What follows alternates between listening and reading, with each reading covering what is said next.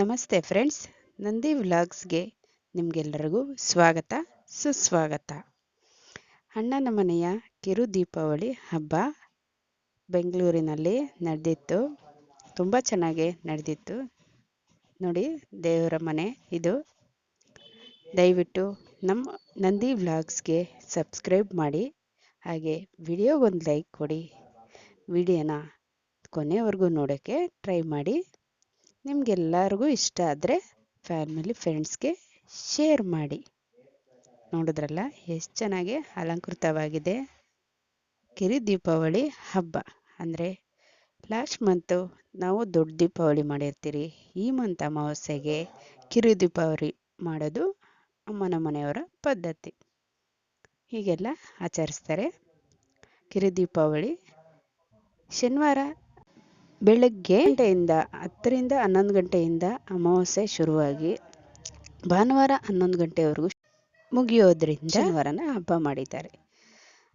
ಹಬ್ಬ ಅಂದರೆ ಊಟ ಇರಬೇಕಲ್ವಾ.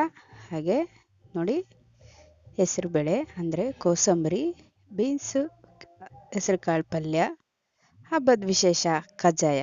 ಕಿರು ದೀಪಾವಳಿ ಆಗಲಿ ದೊಡ್ಡ ದೀಪಾವಳಿ ಆಗಲಿ ಕಜ್ಜಾಯ ವಿಶೇಷ. ಹಾಗೆ ಚಿಪ್ಸ್, ಹಾಗೆ ಲೆಮನ್ ರೈಸ್ ಅಂದರೆ ಚಿತ್ರಾನ್ನ.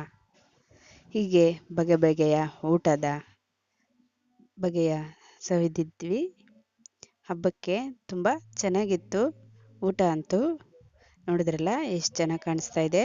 ಚಿತ್ರಾನ್ನ ಅಂತೂ ತುಂಬ ಚೆನ್ನಾಗಿತ್ತು ಊಟ. ಅಮ್ಮನ ಮನೆಯ ದೀಪಾವಳಿ. ಚಿತ್ರಾನ್ನದ ನಂತರ ತರಕಾರಿ ಸಾಂಬಾರು ಮತ್ತು ವೈಟ್ ರೈಸ್, ಅನ್ನ ಸಾಂಬಾರು ಅಂತ ಹೇಳ್ಬೋದು. ಮಿಕ್ಸ್ ತರಕಾರಿಗಳ ಸಾಂಬಾರು, ಬದನೆಕಾಯಿ, ಹೀರೆಕಾಯಿ, ಬೀನ್ಸ್ ಇಂದ ಮಾಡಿದ್ದ ತರಕಾರಿ ಸಾಂಬಾರು. ನೋಡಿದ್ರಲ್ಲ ಎಷ್ಟು ಸುಂದರವಾಗಿತ್ತು ಅಂದರೆ ಊಟ ತುಂಬ ಚೆನ್ನಾಗೇ ಇತ್ತು. ಊಟ ಎಲ್ಲ ಆದಮೇಲೆ ಮುತ್ತೈದೆಯರಿಗೆ ಕುಂಕುಮ ಕೊಡೋದು ಪದ್ಧತಿ.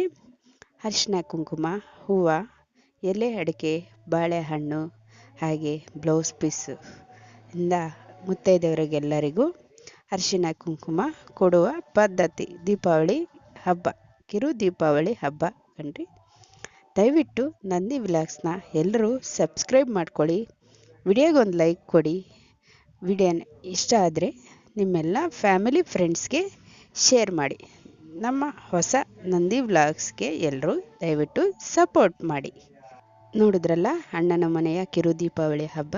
ಇನ್ನೊಂದು ವ್ಲಾಗ್ ಜೊತೆ ನಿಮ್ಮೊಂದಿಗಿರ್ತೀನಿ. ಅಲ್ಲಿವರೆಗೂ ವೀಕ್ಷಿಸಿದವರೆಲ್ಲರಿಗೂ ಧನ್ಯವಾದಗಳು.